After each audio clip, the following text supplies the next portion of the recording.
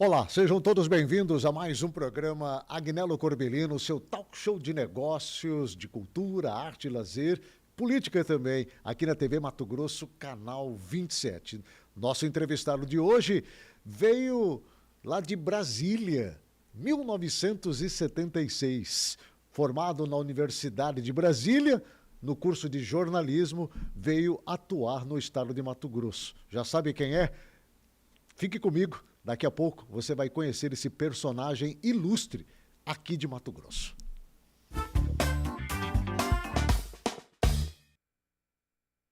No programa de hoje eu tenho a satisfação de entrevistar o jornalista, cientista político, professor, eu digo que ele também é um escritor, articulista, Onofre Ribeiro, que está conosco no programa de hoje. Onofre, é uma satisfação poder recebê-lo aqui no programa Agnello Corbellino, podcast de negócios, de cultura, de entretenimento. É uma alegria muito grande revê-lo.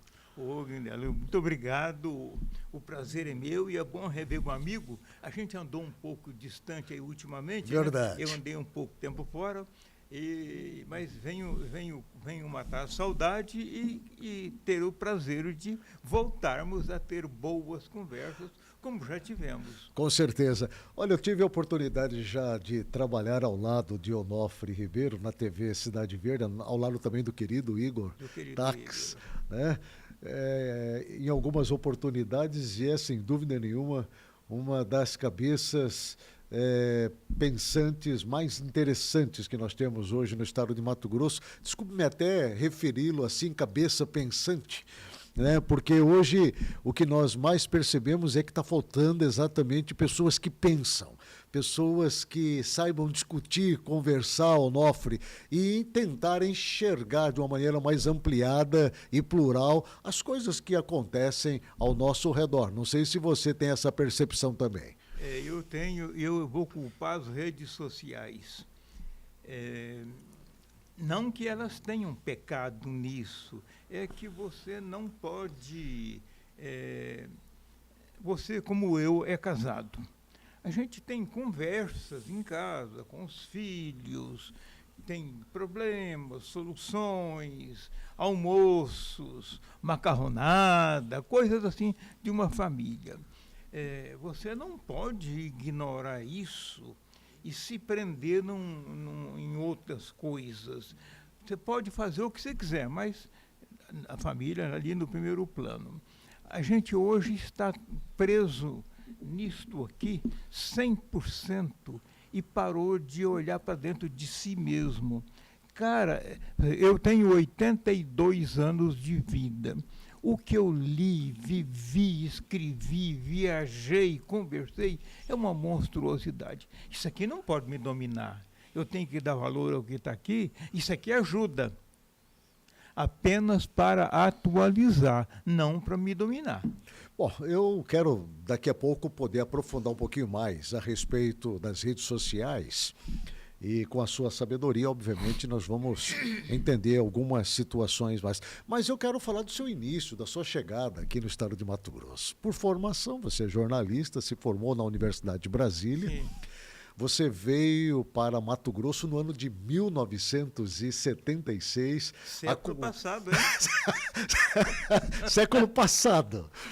A convite, na época do então governador do estado de Mato Grosso, Garcia Neto, José Garcia Neto, né? Eu queria que você falasse um pouco da sua chegada, o que te trouxe aqui, o que te motivou a vir para Mato Grosso.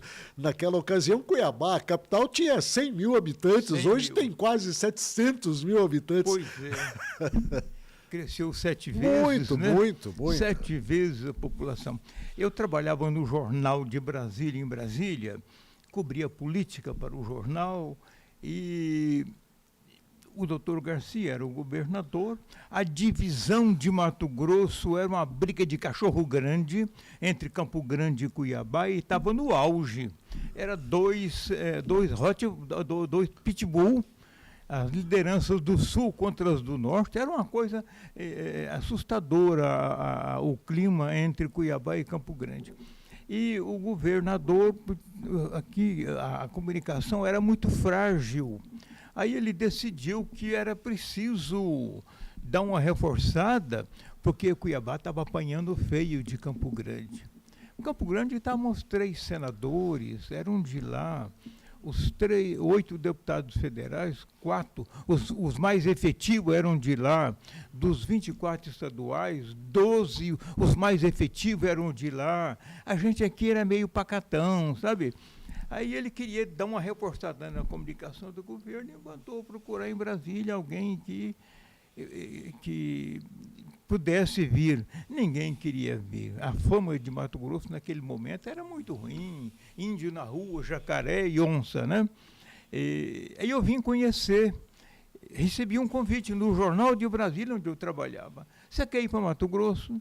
Eu disse, quero. Sem pensar. Sem consultar minha mulher, eu tinha 3 filhos, quero. Então, aguardo um comunicado. A conversa é nesse nível, assim, sem currículo, sem nada.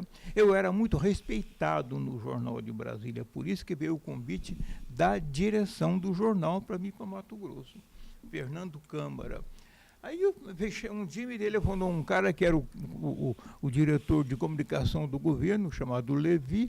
Onofre, está uma passagem aí para você na VASP, Viação Aérea São Paulo, né, que já morreu, e pega a passagem e vem. Aí eu peguei a passagem e vim, e cheguei aqui, apesar daquela timidez da Cuiabazinha pequena e tal, eu me encantei, sabe? Me encantei de saída. Digo, é para cá que eu vou. E saí, fiquei 2 dias aqui. E 2 dias já fui embora, contratado, daí uma semana eu vim num Corcelzinho, 69, 4 portas. Já com a família? Não, sozinho. Sozinho. Eu tive medo de trazer a família, né? Sim, naquele primeiro momento. Eu morava na Asa Sul do Plano Piloto, num apartamento meu. Tudo, a escola das crianças era do lado, então eu não podia correr risco. Eu vim e falei, se não der certo, eu pego o Corcelzinho e volto, né? Mas eu dei certo no primeiro dia, sabe? Quando tem que ser, né? Quando você veio a convite, já veio para assumir a Secretaria de Comunicação? Não, eu a vim parte como, da comunicação do Estado? Eu vim como repórter. Como repórter. Como repórter. O coordenador de comunicação, o secretário de comunicação daquele tempo era de Campo Grande. Era sempre assim, um cargo era de Campo Grande, um de Cuiabá. Era tudo muito balanceado. Era um cara muito legal, o Levi Campanhã de Souza. E ficamos muito amigos. Então, mas ele voltou para Campo Grande rapidamente. E aí o governador me colocou como secretário de comunicação. Quem me indicou foi o doutor Arquimedes Pereira Lima, que era o chefe da Casa Civil. Onofre, qual e foi aí uma... fiquei. Sim. E aí você ficou a partir desse convite? Fiquei um ano e pouco como secretário dos 2 estados. Sim. Apanhei, que você não calcula o tanto. O pessoal e a imprensa e a política de Campo Grande era muito agressiva com Cuiabá. Apanhei muito, sofri muito. Mas eu tinha 32 anos. Com 32 anos a pancada não dói, né? Dói hoje. Sim. Onofre, você está com quantos anos hoje?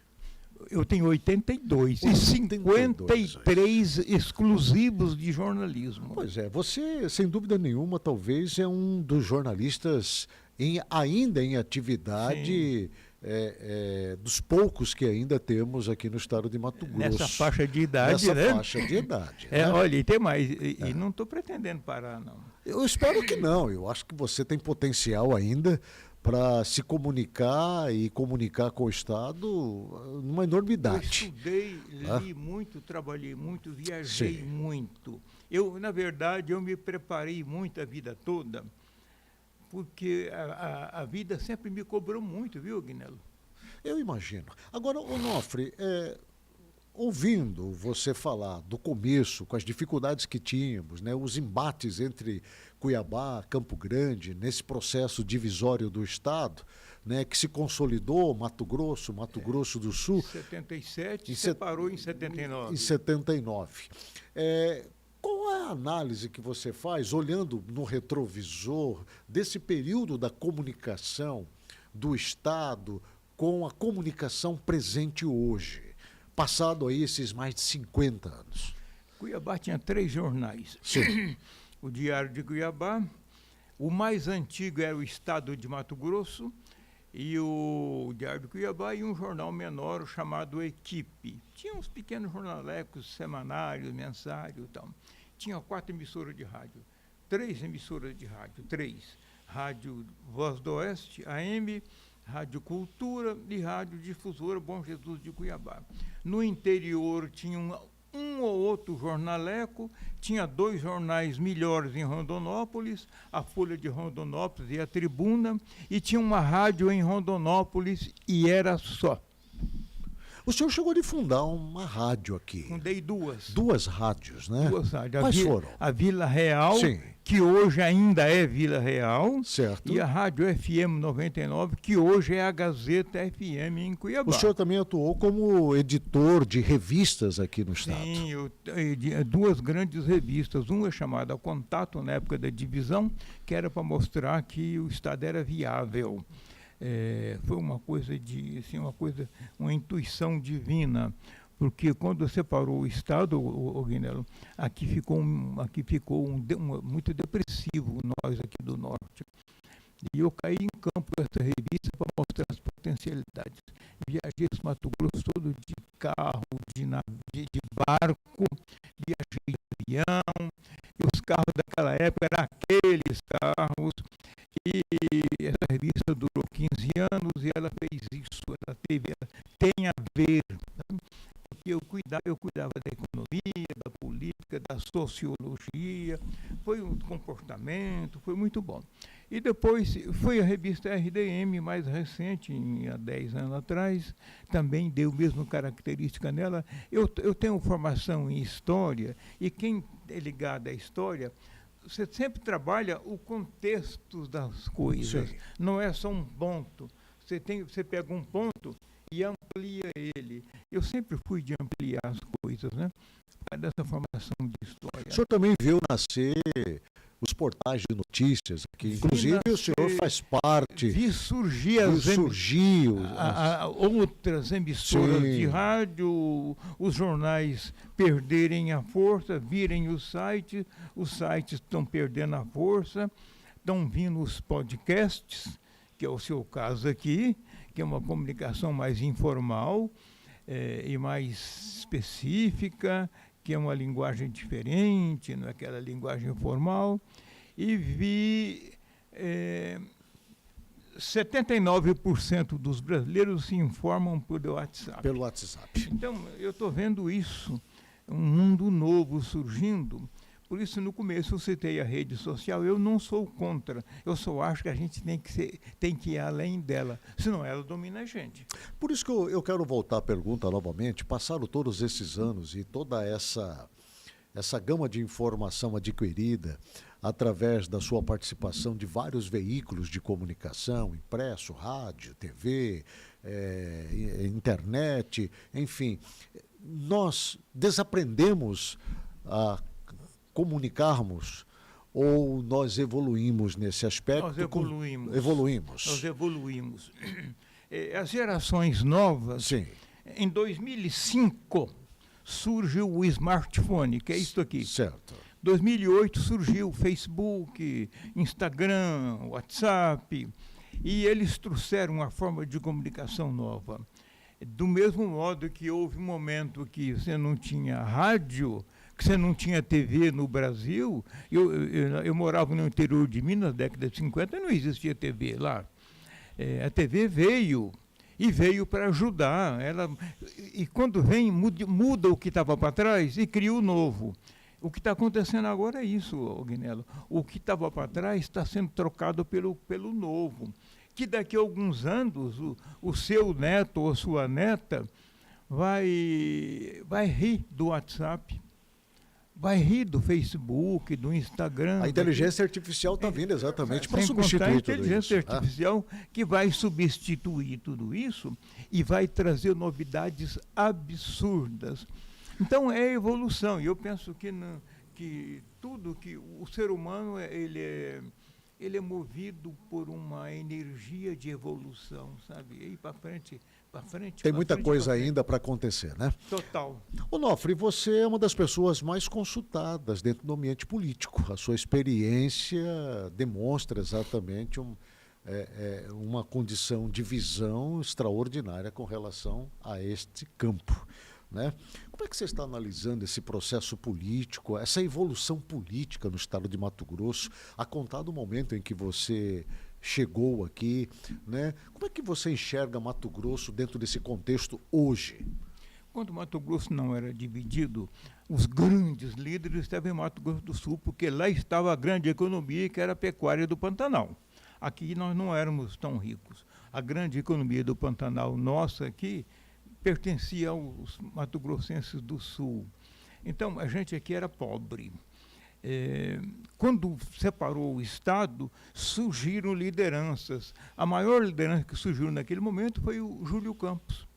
A partir de 78, que teve a primeira eleição do Mato Grosso, sozinho, apareceram algumas lideranças novas. Ali apareceram muitas, mas foram sendo substituídas. Júlio Campos é a última que continua atuante no mercado. Já um pouco limitado, já bateu no teto, né? Teve muito alto, ele foi senador, mas ele hoje está no limite do teto dele. Jaime Campos está no limite do teto. E nós não temos lideranças relevantes mais. Perdemos todas ao longo do caminho. Mesmo esses novos políticos que hoje nós temos aí, um exemplo, o próprio Mauro Mendes, Otaviano Pivetta. Olha, o que é que você tem? Não são nomes expressivos assim? Você tem 3 líderes novos. Você tem o Mauro Mendes, você tem o Abílio, que é uma liderança que tem que ser considerada, e o Pivetta, que está sem bússola. Ele é vice-governador, virou governador, mas não achou a bússola. Ele está andando, repetindo o Mauro. Mauro não é mais governador. Ele precisaria achar um caminho para ele, até porque ele é candidato a ser o próximo governador. E ele está fazendo o quê? Inaugura uma obrinha aqui, inaugura uma obra ali. Pode ser grande ou pequena, não importa, mas ele não traz conceito. Ele está faltando pensador junto com ele. O governador, a máquina absorve um sujeito no governo, mas mata ele, espreme. Então ele tem que ter do lado pessoas lúcidas que pensem. Governador, não é por aqui, é por ali, discute. Eu estou achando o Pivetta, com todos os méritos que ele tem, se ele perder a eleição de governador, perde para ele mesmo. Então, nesse momento, nós não temos liderança política consolidada no Estado. Da maneira como você coloca, nós estamos órfãos de um líder político, como nós já tivemos outrora. Olha, o único líder político que nós temos que está bem por si mesmo é o Abílio. Agora, o senhor não considera uma liderança política sim, com essa expressividade toda? Porque não tem outros. Olha para o Senado, o que é que nós temos no Senado? 3 senadores, se você somar os 3 vai dar 1. Os 8 deputados federais, se você somar todos, não vão dar 1. Os 24 deputados estaduais têm uns 2 ou 3, o restante não conta. Você tem alguns prefeitos interessantes. Por exemplo, o de Primavera é um prefeito interessante. Aí me perdoe que eu não posso falar pelos demais que eu não conheço. Não conheço bem ao ponto de falar, mas tenho algumas lideranças importantes no município. Mas das lideranças do primeiro escalão, você só tem o Mauro Mendes, que é um líder indiscutível, é o maior de todos. Depois você tem, entre aspas, o Pivetta, muito mais pelo cargo que ele ocupa do que pela posição política dele, e tem o Abílio, que é um líder forte. É o prefeito da principal cidade do estado. Nós estamos numa profunda crise de liderança, mas não é Mato Grosso... crise de liderança ou crise de identidade ideológica, política, Onofre? Olha, é uma crise existencial. A política brasileira está passando por um momento de morte lenta. Você olha para o Congresso, 581 parlamentares, tira um. Este é um líder. Você não tem gente ocupando posições, tal, fazendo negócio, tá lá. E tanto não tem que o Supremo engoliu o Congresso e o Congresso deixou. Se tivesse um líder forte, não deixaria. O Supremo, um bando de aventureiros que descobriu que a política é um negócio interessante e viraram aventureiros, piratas. O Supremo Tribunal são 11 piratas querendo fazer política.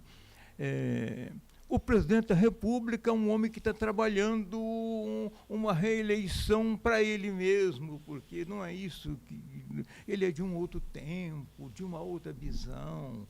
O mundo está atropelando o respeito que tinha pelo Brasil, é só uma questão de estudar. Vamos tirar a ideologia disso aí. Sim. Aí você não tem... Você tinha o Bolsonaro, que era uma liderança, que foi presidente da República, tal, né? Hoje ele precisou indicar o filho ainda não é uma liderança, está aí ocupando um espaço porque o pai indicou. Então, se você olhar o Brasil inteiro, a política está na UTI. Então não tem líder. Mas isso não se dá, me permita, vão surgir. Sim. Isso não é o fim da carreira, não. Sim. É o fim de um tempo. Vão surgir líderes novos. Sim. Vão surgir. Você acredita que as eleições de 2026 já vai sinalizar para esse caminho? Nós vamos ter uma profunda renovação no Congresso Nacional, aqui dentro do Estado mesmo, na Assembleia, ou de repente uma surpresa no próprio governo do Estado? Não? Olha, não creio em surpresa. Sabe o que eu acredito? É que você vai ter aí uma renovação apenas razoável. Agora, serão pessoas... Em quais dos ambientes? Estadual ou federal? Estadual. Federal, sim. Senado, sim. E Presidência da República, os grandes partidos. Vão surgir, vamos fazer assim uma conta de padeiro. Nós temos 581 parlamentares, digamos que você tem 80 novos, mas com qualidade e com força.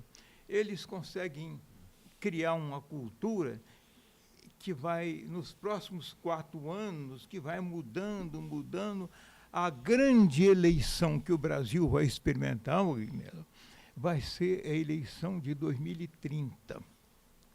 Porque aí sim, o mundo será outro, o Brasil será outro, o Congresso será outro, o Supremo será outro.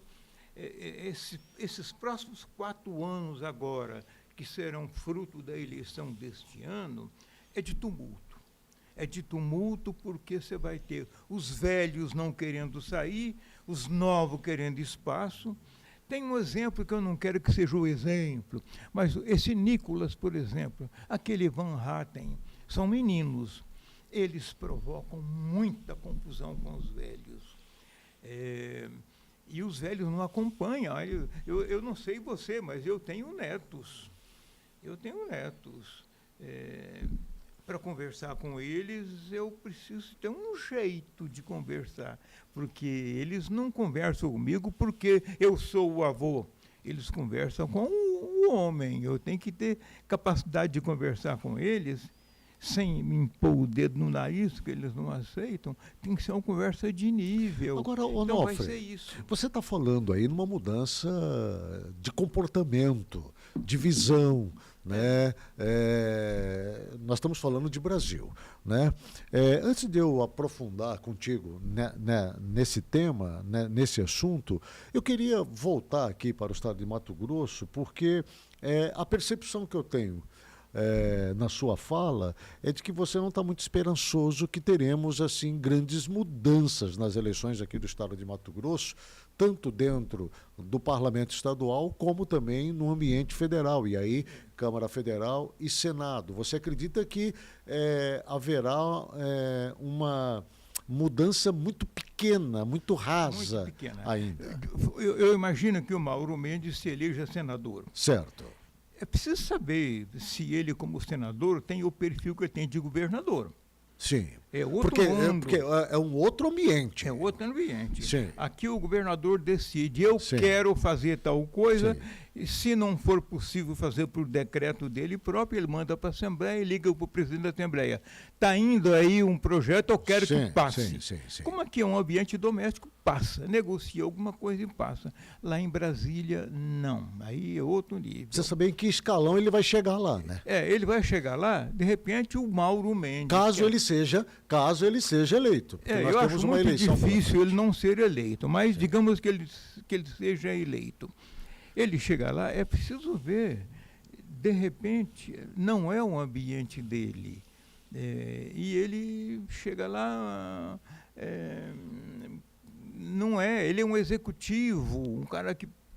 Porque a gente sabe que no Congresso Nacional nós temos o alto clero, o médio clero, e temos aqueles que estão lá embaixo mesmo, baixo clero que é o mesmo, baixo clero mesmo. Eu não vejo o Mauro, por exemplo, Sim. como um baixo clero. Sim. Eu vejo ele no meio do caminho. Certo. Agora, ele pode ser um bom senador para Mato Grosso, como está em vias de acabar essa loucura de emendas que os nossos 8 parlamentares... O motivo que eu tenho pouca fé nos nossos parlamentares, eles só trabalham por emendas, mais nada. O que é emenda? Pega o dinheiro do orçamento, que a Constituição permite, aí manda para o município X, racha o dinheiro, metade é minha, vai para a minha campanha, metade vai para a sua, e 10% chega no município. Isso é grave, ele né? Ele está garantindo o poder, a manutenção dele no poder. O que você está falando aí é muito grave, sabe? É muito grave. E eu penso que é importante que você que está nos assistindo, né? Você que está nos assistindo, preste atenção nisso. Porque nós estamos lidando exatamente com uma questão assim muito sensível da política, né? As emendas parlamentares, ao mesmo tempo que elas são extremamente importantes para potencializar a economia e agir em todo o social de cada município e do estado, mas também tem sido usado como instrumento de poder, de perpetuação de poder. Escada de isso perpetuação. É horrível isso. Deixa eu te contar uma coisa aqui, vou te lembrar só rapidamente, para a gente não perder muito tempo. Quando o deputado federal Jonas Pinheiro, década de 80, fiz uma entrevista com ele na Rádio Vila Real, e ele me disse, Onofre, eu estou preocupado. De cada R$100 que sai de Brasília, 20 se perde no caminho, corrupção, e chega a 80 no Estado. Tá bom. Passado um tempo, ele senador, e eu entrevistei de novo na mesma rádio, ele me disse, agora que eu estou preocupado, de cada 100 que sai em Brasília, só 20 chega no Estado. 80 fica no caminho. 80 fica na burocracia. Inverteu. 80 fica na burocracia, que é extremamente corrupta. Vou repetir, a burocracia federal é extremamente corrupta, o sistema é corrupto, o parlamentar tira o dele quando manda para a prefeitura, e o prefeito tem que tirar o seu para a próxima eleição. Então, esse negócio de emendas é só para manutenção de poder político, é de baixíssima utilidade. Então, quando eu vejo, o que eu vou falar agora aqui é hipótese, por favor, alguém não me entenda mal. Eu imaginar um governador que fez um trabalho extraordinário, como fez o Mauro Mendes no Estado de Desenvolvimento, chegar em Brasília e virar um senador de emendas, você está jogando no lixo um homem de grande valor, porque os outros só trabalham assim. Lá tem mais outros, os atuais só trabalham por emenda. Você nunca ouviu uma discussão de política nacional, política internacional, com uma falinha deste tamanhozinho de um senador de Mato Grosso ou de um deputado de Mato Grosso. Eles não estão lá para fazer a política parlamentar, estão lá atrás de emenda para poder se eleger na próxima eleição. Isso é muito grave. Aí eu quero te contar uma coisa, por que me preocupa? Você vai contar isso para mim daqui a pouco, tá bom, após você tomar uma água e nós irmos... nós vamos para o intervalo comercial. Não sai daí não, porque é rapidinho, nós já vamos estar de volta e tem muita coisa ainda para conversar com o jornalista Onofre Ribeiro. Você já viu que o tom aqui já subiu e daqui a pouco vai subir um pouquinho mais. Não sai daí não, rapidinho eu estou de volta.